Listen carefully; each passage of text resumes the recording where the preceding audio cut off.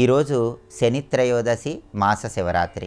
ఈ సందర్భంగా ఎలాంటి విధి విధానాలు పాటిస్తే విశేషమైన శుభ ఫలితాలు కలుగుతాయో నేటి శుభం లాభం అనే శీర్షికన పరిశీలిద్దాం. ఈరోజు సూర్యోదయానికి త్రయోదశి తిథి ఉంది. శనివారం త్రయోదశి తిథితో కలిసి వచ్చింది కాబట్టి ఈరోజు శని త్రయోదశి సందర్భంగా ప్రత్యేకమైన విధి విధానాలు పాటించాలి. అలాగే సాయంకాలం పూట రాత్రి సమయంలో చతుర్దశి తిథి ఉంది కాబట్టి దీన్ని మాస శివరాత్రిగా జరుపుకుంటూ శివారాధన చేయాలి. శని త్రయోదశి మాస శివరాత్రి రెండూ కలిసి వచ్చిన సందర్భంగా శని దోషాలు తొలగింపజేసుకోవటానికి, శివానుగ్రహం కలగటానికి ప్రత్యేకమైన విధి విధానాలు పాటించాలి. ప్రధానంగా శని త్రయోదశి ఉంది కాబట్టి ఉదయం పూట నవగ్రహాల దగ్గరకు వెళ్ళి నవగ్రహాల్లో శనైశ్చరుడికి నువ్వుల నూనెతో కానీ కొబ్బరి నీళ్ళతో కానీ అభిషేకం చేసుకోవాలి. శనైశ్చరుడి విగ్రహం దగ్గర నీలం రంగు పుష్పాలు ఉంచి నమస్కారం చేసుకోవాలి. ఓం శం శనైశ్చరాయ నమః అని జపించుకుంటూ నవగ్రహాలకు ప్రదక్షిణలు చేయాలి. దేవాలయ ప్రాంగణంలో కేజింబావు నల్ల నువ్వులు నల్లటి వస్త్రంలో మూటగట్టి ఎవరికైనా దానంగా ఇవ్వాలి. అలాగే గృహంలో శివలింగం ఉన్న వాళ్ళు ఎవరైనా సరే శివలింగానికి నల్ల నువ్వులు కలిపిన నీళ్లతో కానీ నల్ల నువ్వులు కలిపిన ఆవు పాలతో కానీ అభిషేకం చేసుకున్నట్లయితే శని దోషాలు తొలగింపజేసుకొని శివానుగ్రహానికి సులభంగా పాత్రలు కావచ్చు.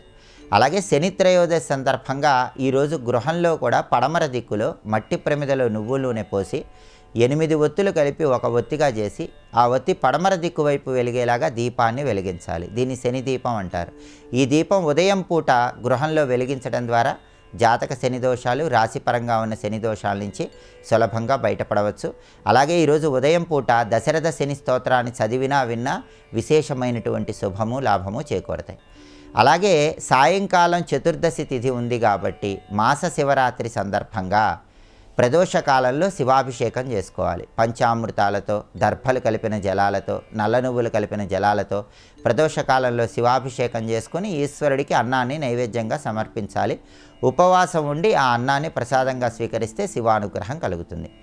అలాగే ప్రదోష కాలంలో అభిషేకం చేసుకోవడంతో పాటు వీలైతే దగ్గరలో ఉన్న శివాలయానికి వెళ్ళి శివాలయ ప్రాంగణంలో కొబ్బరి నూనెతో దీపాన్ని వెలిగించాలి. దానివల్ల కుటుంబ కలహాల తీవ్రతను తగ్గింపజేసుకోవచ్చు.